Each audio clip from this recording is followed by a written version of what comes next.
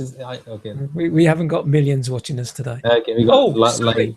Good evening, everybody. I was just chatting away with my guest then. Sorry about that. Yes, Photography Live and Uncut, and welcome back. My name's Paul Griffiths, if you didn't know that already. My guest today, I met him a few weeks ago on a street walkabout, is Gagan Sadana. Welcome to my show, Gagan. Thank you very much. It's great. Really, really good to have you on the show because, as it turned out, I came across your work on the internet. I think I was following through on the Royal Photographic Society, and I saw your name. And then when we went on the street walkabout, Benjamin, our friend Benjamin, came up to me and he went, "Get him on the show." So I said, "Well, I'm already trying to plan that, and I'd already sent you an email." So it was really good to do that. So thanks for joining me. Yeah, lots to talk about. We were just finding. I just wanted to find a basic background interest. So originally from India. And is that where your photography interest started? Actually, photography is all new to me in terms of my interest. Yes, and in India, usual career-wise, you spend your childhood focusing on your studies and then making sure you go into a nice college, and then you do your post-graduation, and then you get married. Typical life there. Things are changing there, but then there was no scope of having an interest like something like this of photography, and I definitely had no interest in photography. My father was very much into photography. He had some nice film cameras, and our all childhood memories have been captured in film. Yeah. So that was the thing. I only knew my father is one of the best photographers that I've ever seen in person. Yeah. So that was the case. I moved to England 10 years ago, and photography for me actually started around 3 years ago. Right. Okay. So really a new interest for you then, in such a short space of time. Yeah, absolutely. I mean, I actually bought a DSLR camera to capture family moments. Our two kids. So we were going out and get a very small camera. I said, let's get a decent camera, and did some search on DSLR. And then I think the whole thing kind of linked up.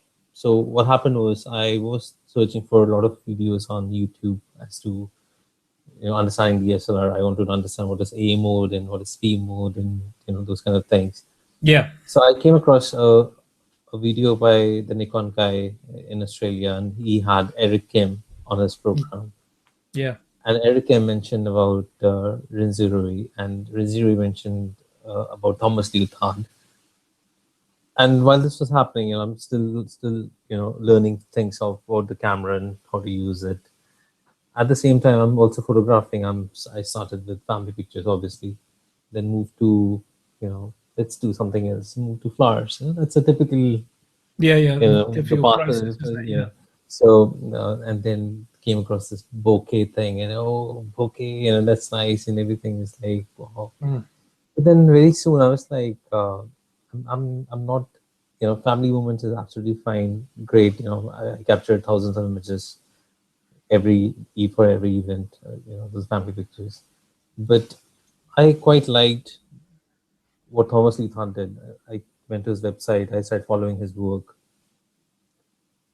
That human connection as images was really, really inspiring. Yeah. And I kind of started exploring this, what is this photography, and came to know there's something like street photography. Yeah. Like, wow, that's very interesting. It was not easy to start with.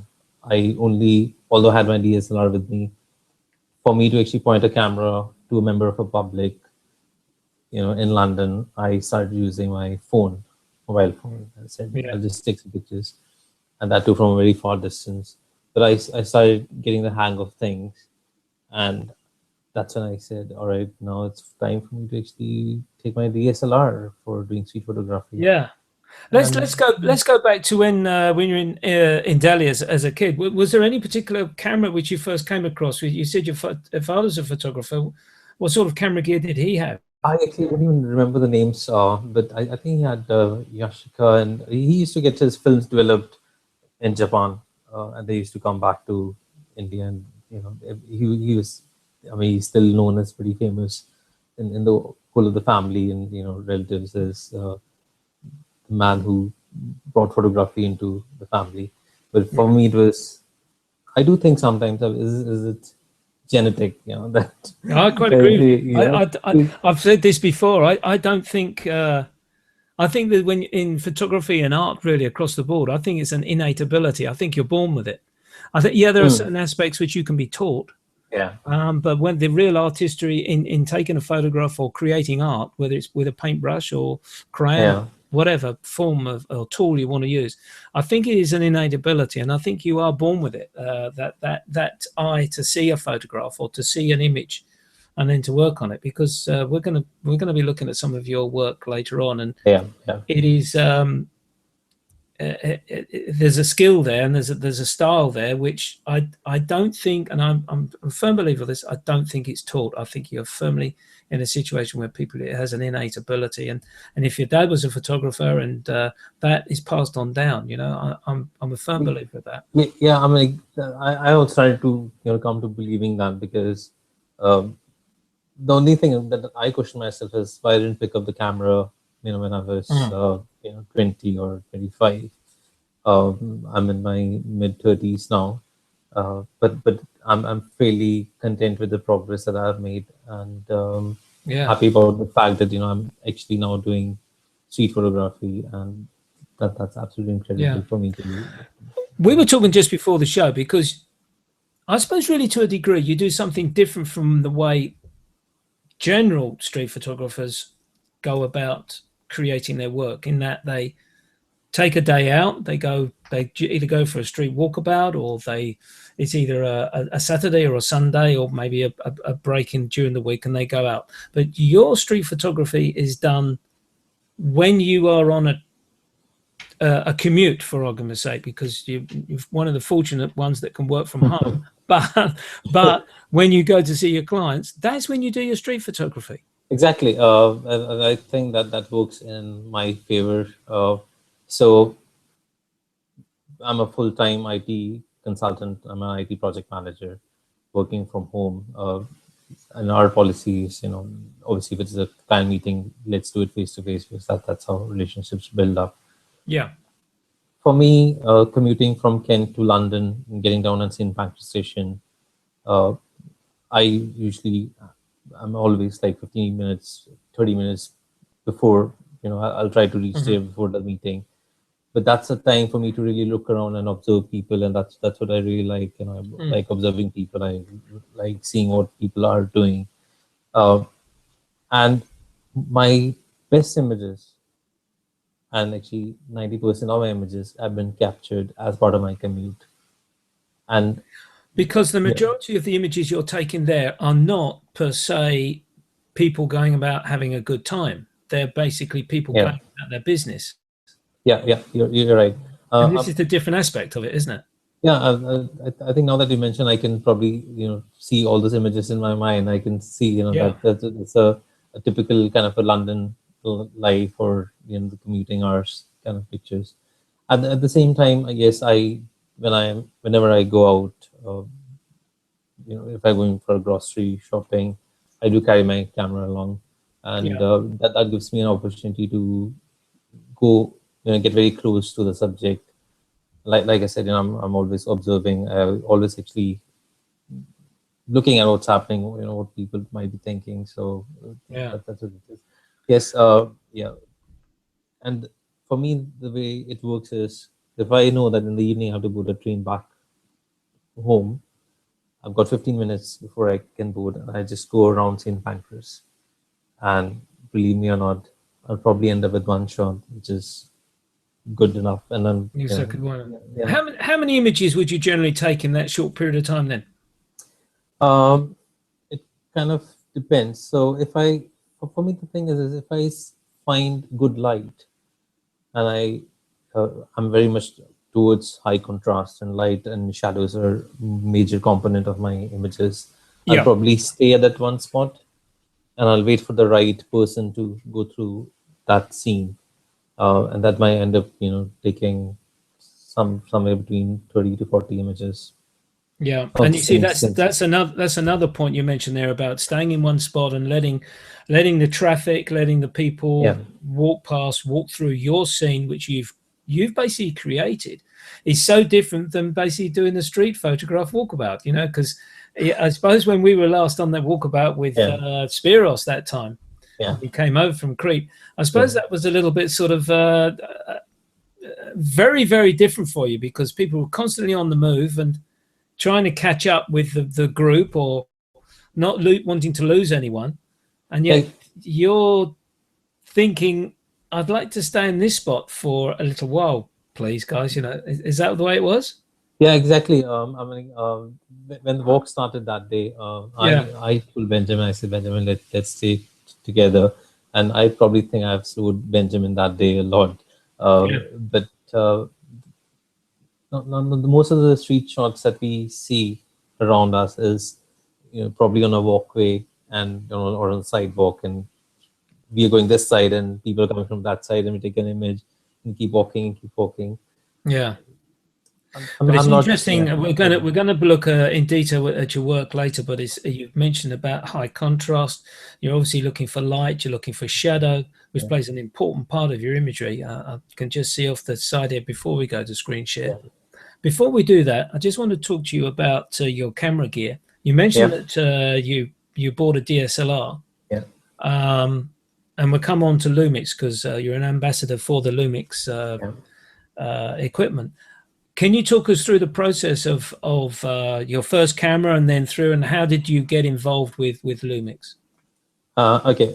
So I actually, this is my very first Nikon D3100 camera with a prime lens, and absolutely loved it. I mean, Yeah, most of my work, street photography, was done using Nikon DSLR.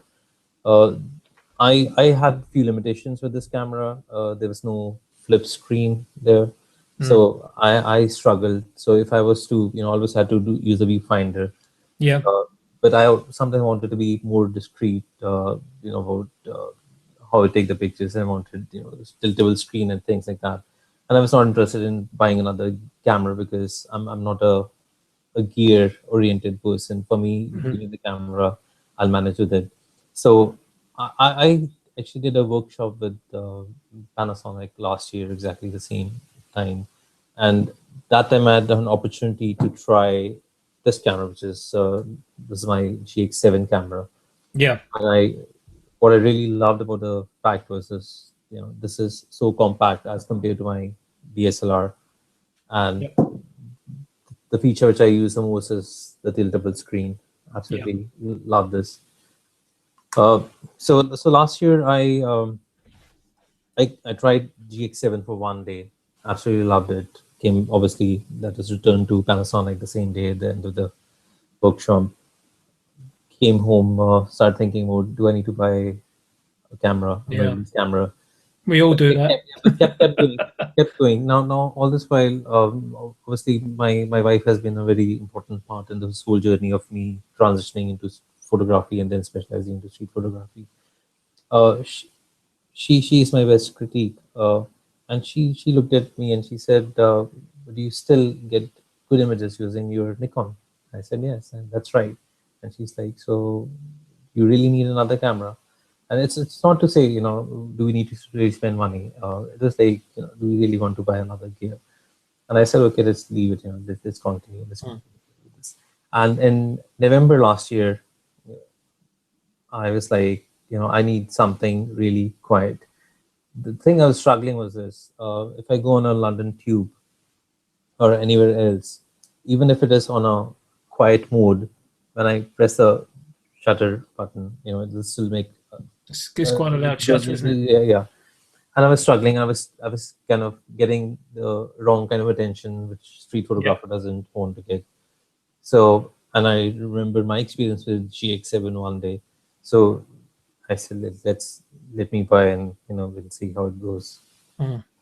So by first week of December, I had my GX7 with me. It transformed my photography, and I Mm. know what really happened. I shared most of my images on Flickr first, and Yeah, on Flickr, it you must be familiar. They get explode. So my GX7 images started getting explode. At the same time, I had a bit more confidence when out on the street doing street photography, because I know it's absolutely on a silent mode. It's so quiet, you can't even even I don't know whether I have to take the picture or not. And the tiltable screen is absolutely amazing.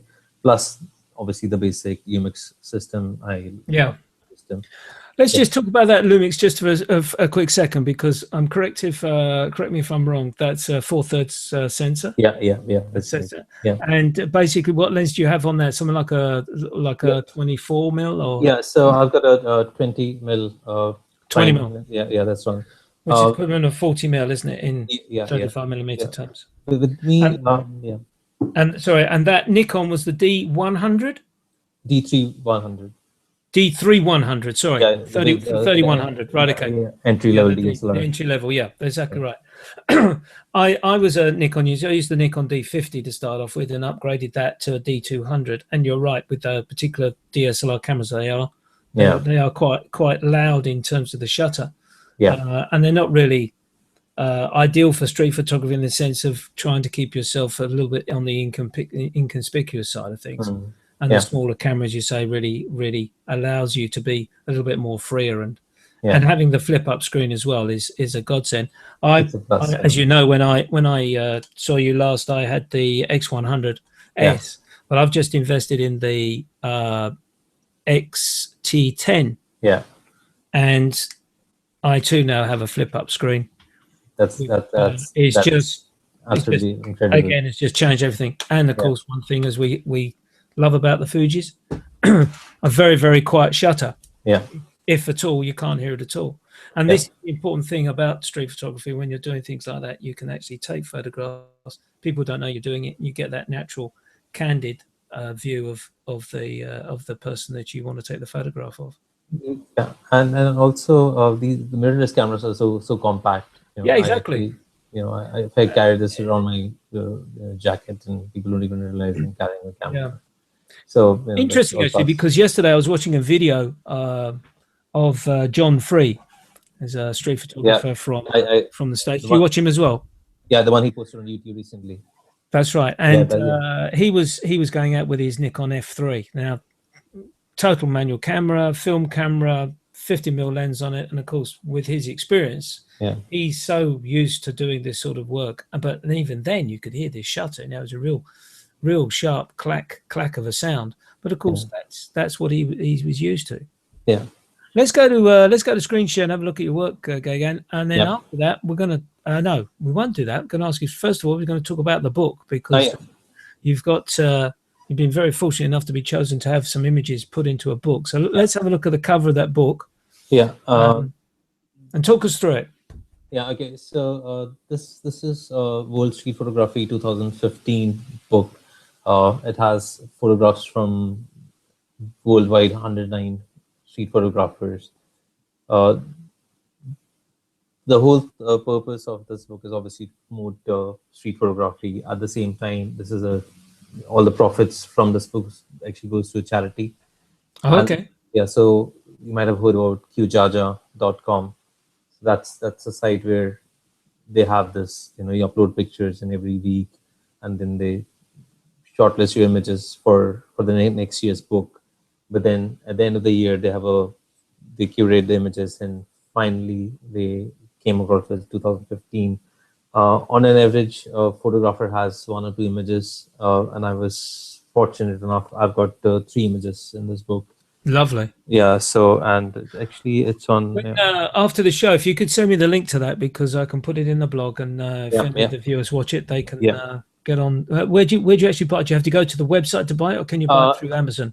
No, it's there's the publishers. The publisher is in Germany, so you actually have to go to the website. But this is kind of a more like a limited edition book, so I'm not sure if there's any more available or not. But check it out. Yeah. Okay. So, well, that's great. So you how did you get selected on those images? Did you submit the images? Yeah. So I've been submitting those images on a weekly basis, and I think around 10 of my images were shortlisted to be curated for the book. And then obviously they're like, I think they do actually have, they have mentioned, yes, so it's got 117 photographers or something, and they're given the whole list of how many people submitted the images. Uh, Fantastic. yeah, so I mean, having photographs in a book is the real Yeah. thing. That this is stay for life with me, Yeah. and it's a good. I'll consider this as a good milestone. Good. Yeah, exactly right. Don't blame me. Yeah, Let's go to a screen share and yeah, enjoy your work. And as we do, as I'm going through, perhaps you'd just like to talk about some images and how you set up the scene yeah, and what you were looking to do. You should be seeing that yeah, yeah, on the page now. yeah. So when when you're talking, obviously the screen will stay where it is. You tell me where to go. There's gallery here, so click on gallery. Yeah. You'll have to excuse the little pop-up hangouts which are coming through. That's because I'm in Google and people are trying Yeah, to yeah. So if you give me see some the very information. first image, please. Yeah. So can I double click on these images? So there's a plus sign on the top right corner. That's right, got it. Yeah. Okay, and then I can scroll using Yeah. that. That's lovely. Okay, so fire away. You tell us about your images. Obviously, I can see it's a beautiful rainy day in London, and I love taking photographs in London when it's raining. It just adds something special to it. Then if you see a puddle, it's a puddle, guys. Take a photograph of puddle and reflections. So fire away. You tell us all about this image and what you were looking to All set. right. Okay. So end of the day after my client meeting, I'm sitting in Cafe Nero. It's raining heavily. Got my GX7 with me as always. I was carrying the camera, and I looked around. I saw this lady coming across towards the cafe, and I was like, this is interesting scene here. But now this like I was sitting on the corner of the Cafe Nero, so there's a glass in front of me and Yeah, sure. glass door on the right side. I took a couple of images when she was coming towards the cafe, and then suddenly she turned, and that side I took 2 images. You're right. One of those images, and this image actually is part of the World Street Photography book. It's Lovely. published in that book. I've got a very positive. I received a positive response on wherever I've shared this image. This is one of my favorite images so far. Yeah. That's great. And let's moving on to another one. Yeah. So being a Panasonic Lumix ambassador, I have access to quite a few gears to say, and I requested Panasonic to give me fisheye lens to try. Okay. So I thought street photography with a fisheye lens is going to be slightly interesting, but I didn't want the distortion to be the key thing. I still wanted to follow the street photography things that I have in my mind. So this is one of those images using a fisheye lens on GX8. Yeah, the new camera that has come recently. Okay. Yeah. And that is that's a Panasonic lens, is it? A Lumix lens? Yeah. So it's fully automated. You don't have to worry about manual focus or anything of that nature. Yeah. I usually shoot in P mode or in aperture mode. Yeah. Okay. Yeah. Just out of interest, how much editing have you done to these images? When you get them back home. Yeah. Okay. So my principle is very simple. So what I do is I convert them into DNG, put them into Lightroom, and I literally work with the contrast and shadows. I'll do crop if required, but if I spend more than 3 or 4 minutes per image trying to post process it and try to see if it looks good, then probably that image isn't worth even looking Interesting. at. So I can't revive an image which is absolutely bad. I know exactly where you're coming from, and I've heard this said many times where people spend. If I have to spend more than 2-3 minutes on an image, I know it's not going to work. Yeah. But then I've heard the other side of the story where people actually work on an image for in sometimes a long time. For instance, Bruce Percy last week, slightly different situation where he's a film photographer. Yeah.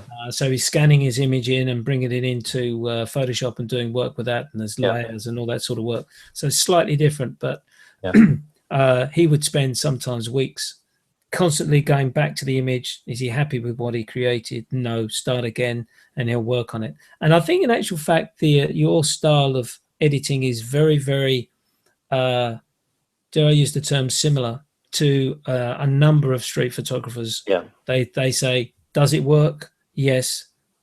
Do the editing and move on to the next image. Exactly. Yeah.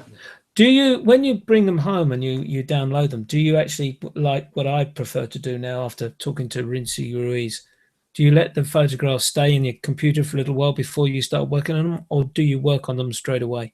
It really depends on my storage space on my external hard drive. Oh, right. Okay. I mean, Fair enough. yes, something. I mean, my external hard drive is. I need to get another one there, but Yeah. So a typical day for me, I come back as part of my commute. On my train journey back home, I look at the images. I think there are some images that are worth looking tonight. So I'll create space for them. I'll just convert them from RAW into DNG and import into Lightroom. Okay. But then I don't look at the whole of the SD card images on my computer screen. That stays, and I just copy them into another hard drive or so. Thinking that's it. So it's interesting what you mentioned here, Gagan, because basically then the image comes up on the screen. So all you play with, in inverted commas, play the contrast and the shadows. Yeah, and highlights. So those And then are you the two reduce things. some of the highlights, yeah? Yeah, absolutely. I mean, Yeah. beyond that, and my first thing is to convert it into black and white because I like black and white. For me, Yeah, sure. colored is an exception. We will look at some of your coloured shots because Yeah. I stumbled across those yesterday, and I thought, Yeah. and they are certainly worthy of discussion. Yeah. This looks familiar. Am I? This looks like So Covent it's the Garden. same. No, this is London Exchange. Oh, right. Okay. Yeah, Yeah, I know where you are. Yeah, yeah, exactly. Yeah, exactly. Of course, the pillars. The image before that of the guy on the skateboard, Yeah. that was actually in Southampton. So I was there for a Panasonic Lumix workshop, street photography Right. workshop. Okay. And I ventured out in the evening. So the workshop was on Saturday. Yeah, you got the on low Friday sunlight. evening. Yeah. Yeah. So with fisheye lens, I just went down and took this image. I got this image, and what I was happy is like, let's go and have dinner. Everything slotted into place on that one. Then, of course, we got the one we talked about with the at the London Exchange there. Yeah. This is the fisheye again. Yeah, that's a fisheye again. It's slightly different from my style. I look for more contrast. But somehow in this image, what I really like is the reflection of the light, and Yeah. the light on the glass. Kind of takes you to that. It's kind of your most interesting point of the rule of thirds, and takes you Yeah. on there. This was actually shot when I was with Benjamin.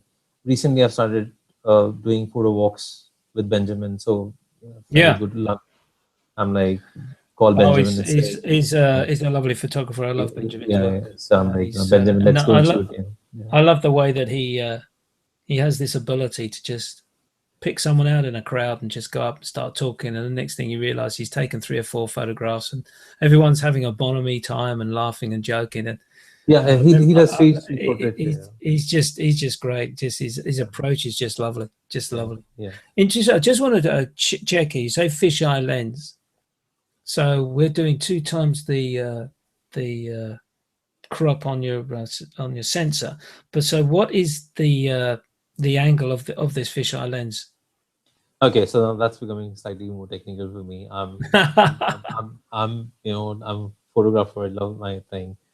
I got this fisheye lens, and I only started to look through the fisheye lens. I think it was 8mm fisheye lens, That Uh, would be about right. That would be about right. yeah, yeah. But then, yes, if That's it, where it stops. yeah, exactly. You know, Don't worry about it. In actual exactly. fact, it's probably the best way. In actual fact, sometimes think being too technical about your photography is Yeah, yeah. I'm not all even these gonna try. things get in your way, don't they? It's Yeah, bad enough walking around with a bag full of just in case gear, as I call it. yeah, What should yeah, I be using my 28, my 35, my 50, my 7210, and yeah. No, no, start no. worrying about settings on your camera? Sometimes some people prefer to work that way. Others think, no, that's too much for me.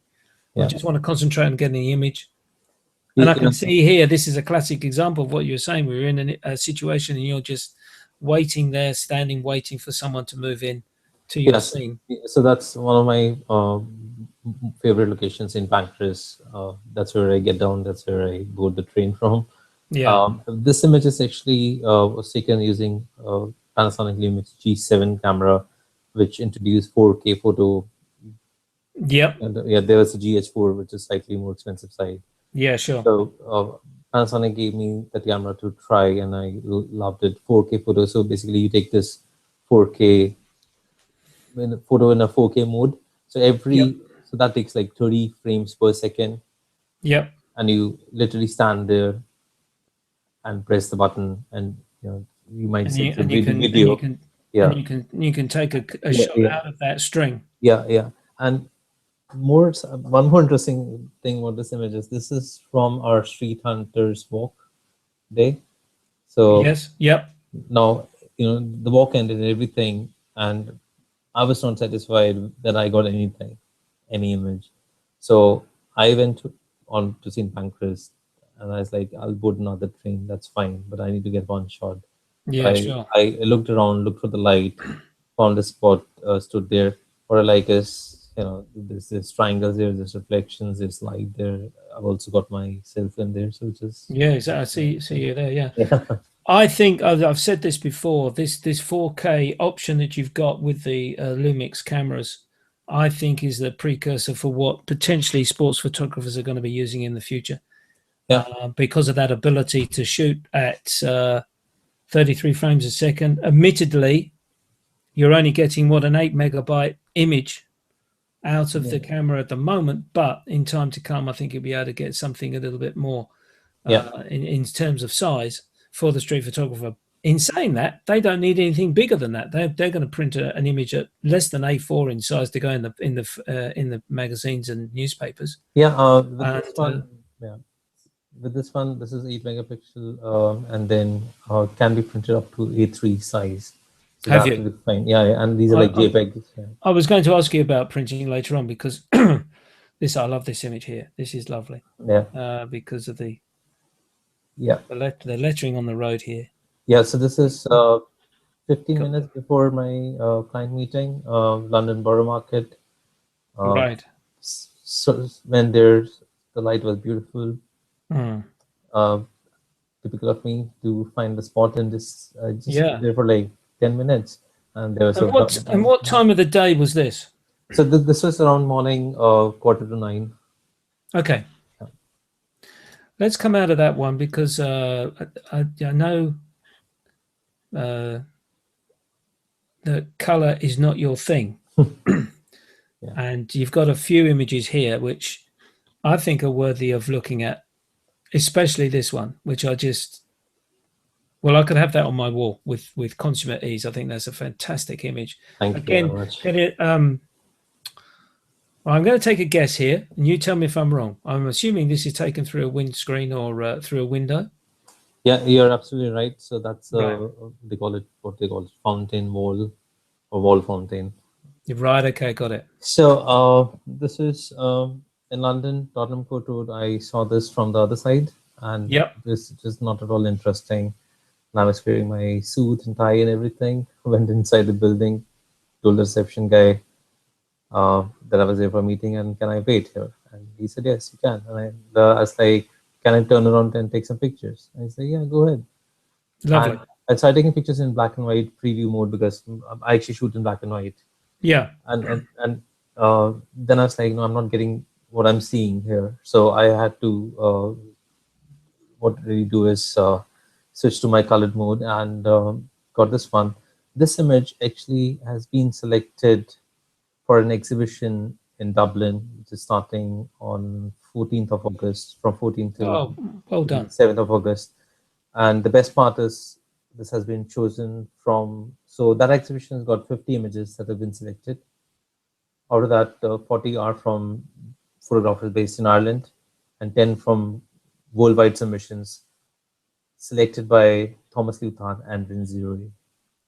Lovely. So I'm pretty pleased with that. So that Yeah, exactly. So you never know. That may be the start of more color photography for you.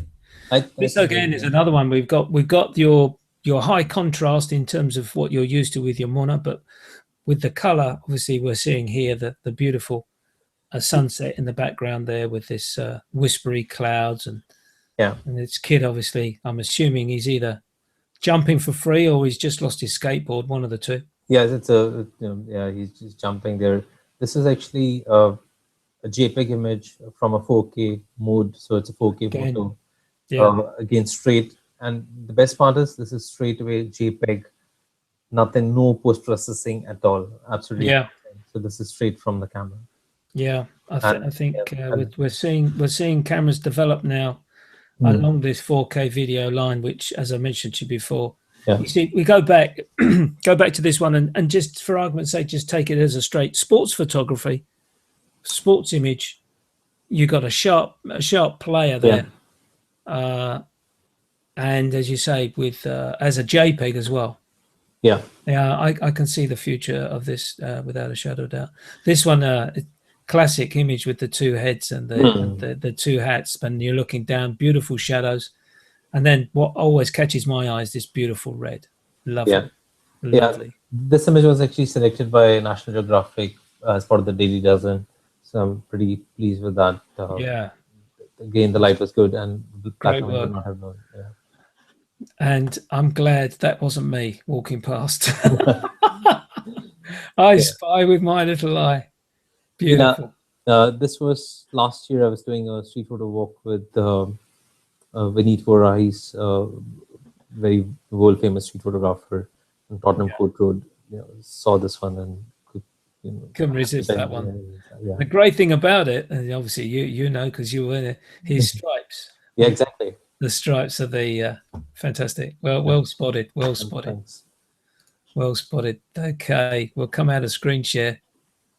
And for the viewers, I hope you enjoyed that work, because that high contrast images, especially, and also in the color. Let's not forget the color, because I think I enjoyed those as well. But especially with the monos, the high contrast and the deep shadows. That's a really great work.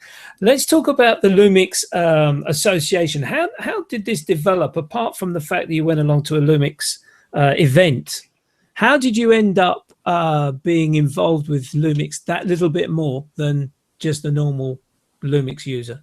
Yeah. Okay.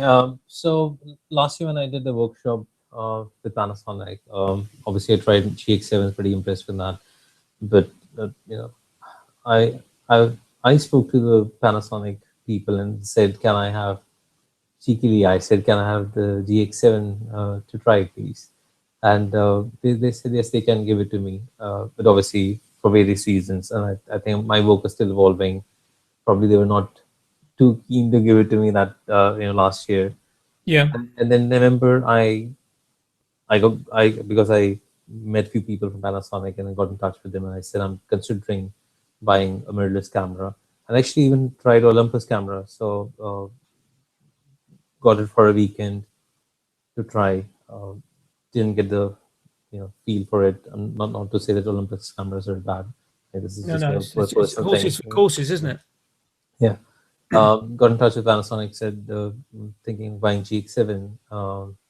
They said that's a good decision. So I said, all right. Bought GX7. Started tweeting images.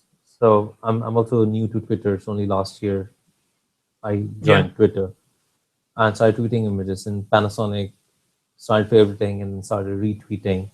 And so that was, I got the camera in first week of December.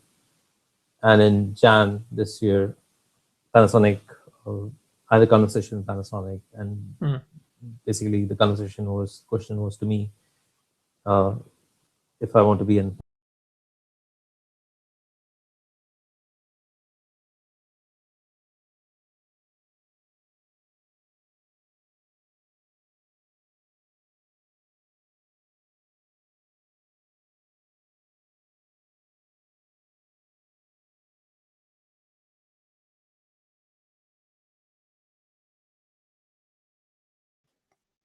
Gagan?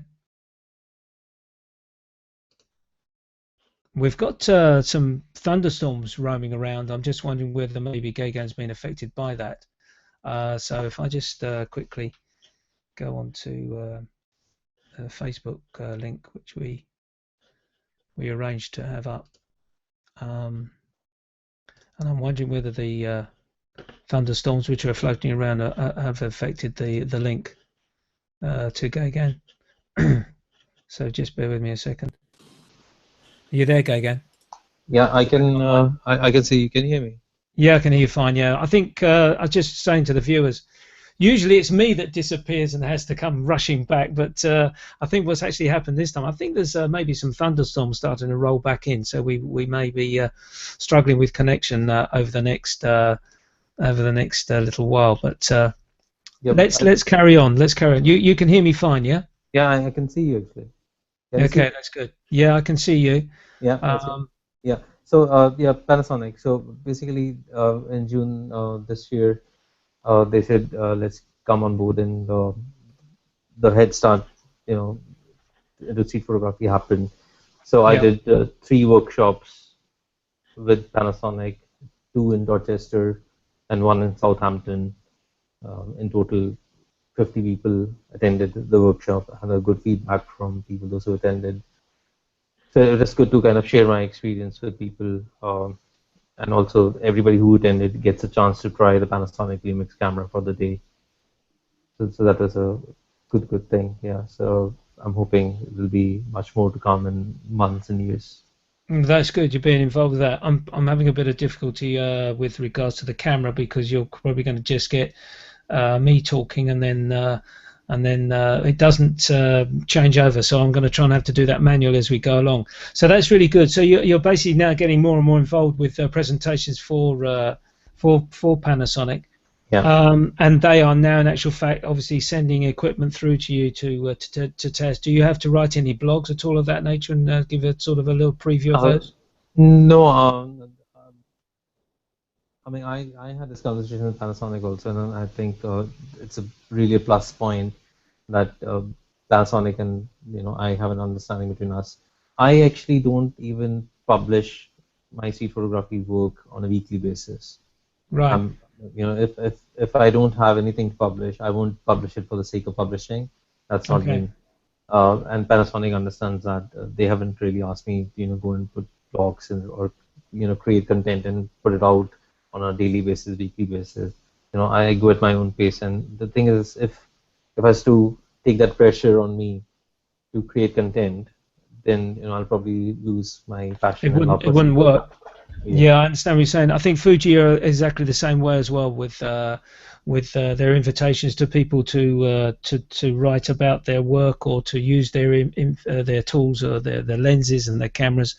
They're quite happy to hear what anybody has to say about their cameras. They take it that if there's going to be some pluses and there's going to be some negatives about their equipment, and they're quite happy for that to go around, and there's no pressure on any of them to sort of say, right, I've got to write this, I've got to do this, and I've got to present a number of images with regards to for that showing me using a particular Fuji. Not me in person, I'm not on that at that level, but certainly other photographers like Damien Lovegrove and Alex Lambrex and those sort of guys that basically get involved quite a lot with the Fuji gear.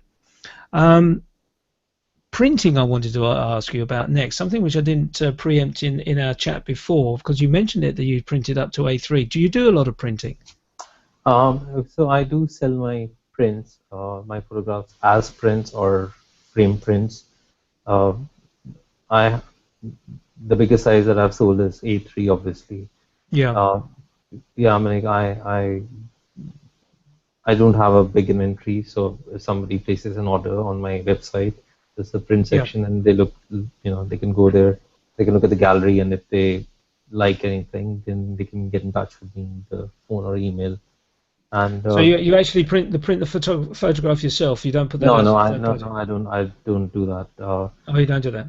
No. So everything. So I just need to know what exactly which image they want, and I have it delivered, whether a print or a frame, directly to them. Okay. Yeah. The reason I etc. asked So that was I was going to ask you whether you found any difficulty with the 4/3 sensor in terms of its printing capabilities. But if you're selling printed A3, then the answer is obviously not. You're not having any problems with that size at all. yeah, actually, so I did sell. The very first set of images that I sold actually sold 5 A3 prints, and actually all of them were from Lumix camera. Those frame prints came to my house first, and I took the frame prints to the client. Yeah. And yeah, absolutely pleased with the image quality. And also actually, as part of the workshops that I do with Panasonic, we have our there is a company Photo Speed, so they actually Yep. supply the printer and the print paper and everything.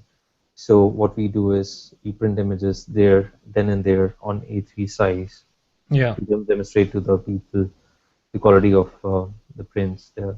So my images are printed there also, so it's absolutely no problem at all doing A3. Okay. And when it comes basically to the print being done, do you decide the paper that's printed on, or does the client decide?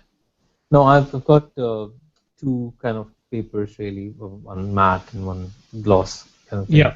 There's some technical names to that, but who cares for those technical? Yeah. Yeah, like customer wants to see. I mean, I have few images which I think, especially like if there's raindrops or this reflection, I think that will work good on gloss. But there is, a view from above, that image of a couple sitting, that will probably be better on a matte. So I do tell Yeah. tell the customers that that's my recommendation. Yeah. Yeah. I see that. So you're basically just keeping it to two types of paper. Yeah, Yeah, that yeah, does make sense, and it doesn't yeah. get confusing as regards. Oh, we can print it on an oyster, a pearl, or a matte, or a gloss, or semi-gloss. You don't need all that. You just make it nice and No, simple. I keep it simple everywhere. I mean, I'm Yeah, an IT project manager. That's where all the technical stuff happens. But everything outside my job, I just keep it yeah, very, very simple. yeah. Keep it nice and simple. Yeah, Yeah, exactly. Yeah, the best thing for you. yeah. So we come now to the situation where I think you mentioned it halfway through, but didn't quite catch. Well, earlier on, we were talking about your inspiration. Who is your inspiration to your photography? Okay. I would say three people who really, really contribute to this thing. My father, Yeah, because I've seen him with camera all my childhood.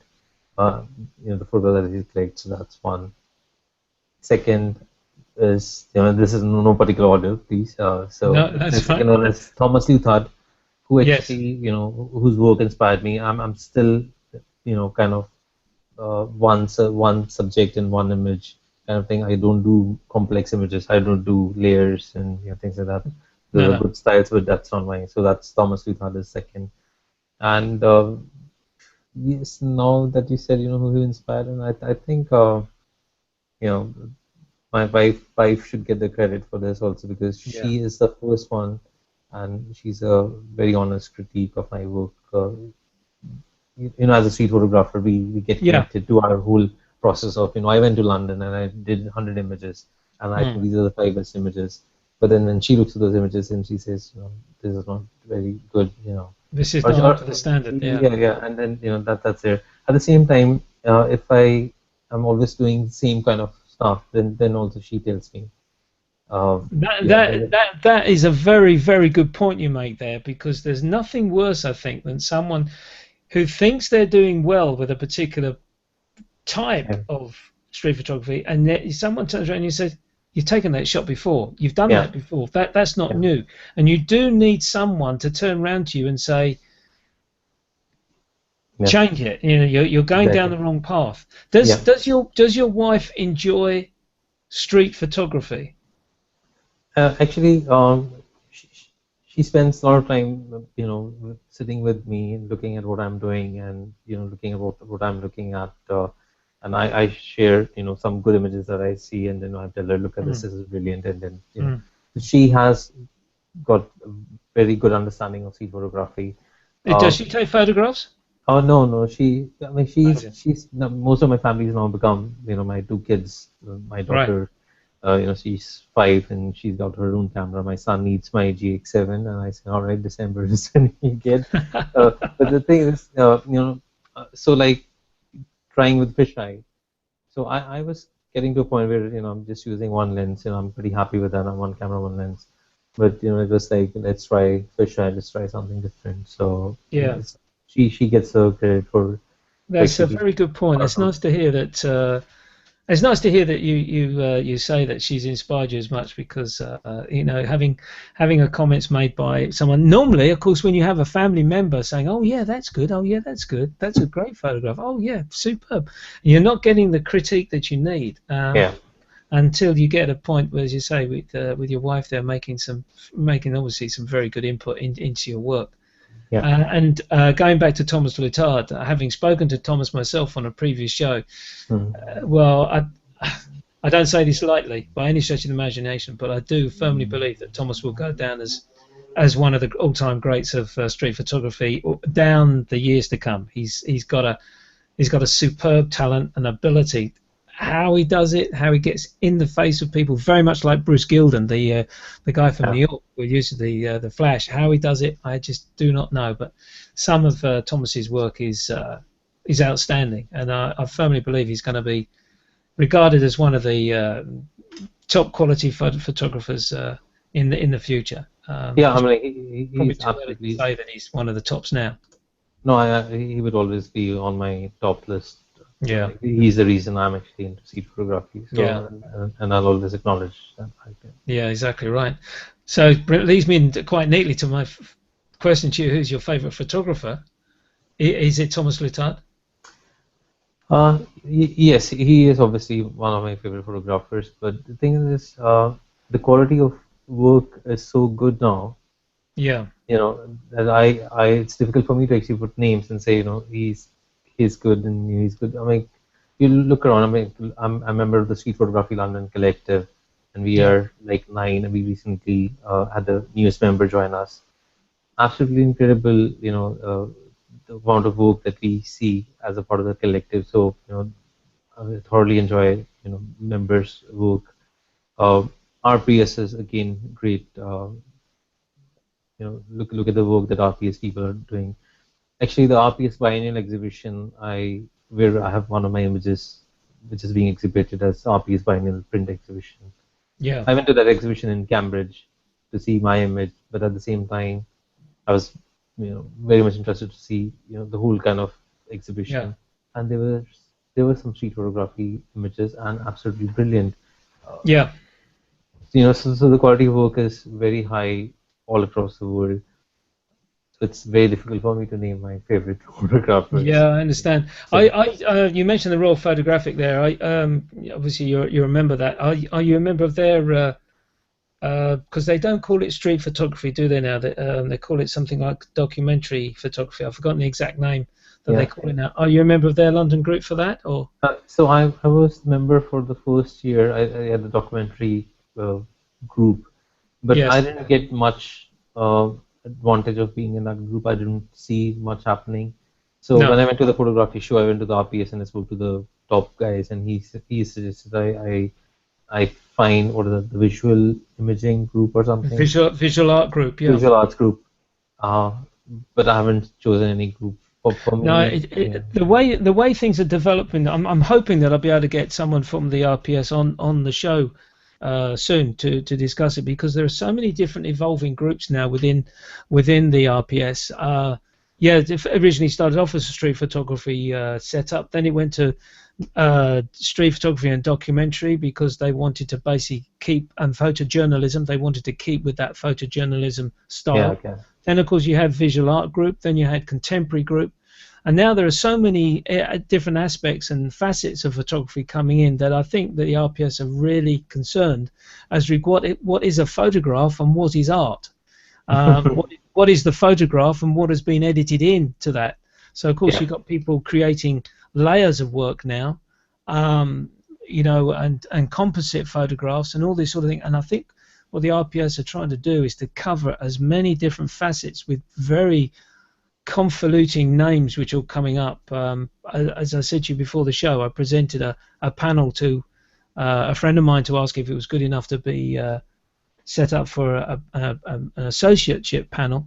and he said no, it wasn't good enough. But he said it may be more suitable for a different type of group, not visual art. It may be more inclined to go to pictorial, and I'm getting so confused with the names. Yeah. It's something you need to really button down, and I think sometimes they're looking to cover too many different aspects of photography now, and this all stems basically from what people are saying. You know, in the old days it was film photography and it was dodging and burning, boom, done, dusted, print, and away we go.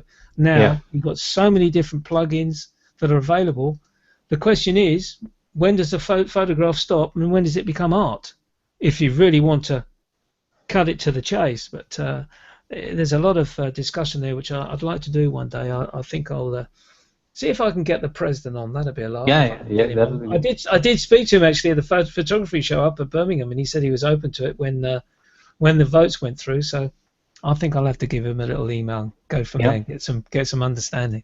Yeah. But no, it's again those you're right. There are so many different photographers out there. For me, one person that stands out above all is a guy by the name of Soul Lighter, an American New York photographer. Color photographer who just created beautiful colored street images of what was happening in New York, and just love his work. But that was where I would put my tip. But there are so many. There are so many. Yeah, I mean, I was really fortunate. The image that has been selected for the RP is by an exhibition and has already been displayed at, I think, 5 locations already. John Free actually looked at that image as part of the critique, and his comment is actually on my Facebook, not on Facebook, on my website. Right, okay. freephotography.com. So it's on the exhibitions. And I remember seeing that. Must make a point of that because, well, you get a comment from John Free, another great photographer. Yeah, so superb with agent, Yeah, so he described the image much more better than I could have ever described my whole life. And you know, I've been in touch with him.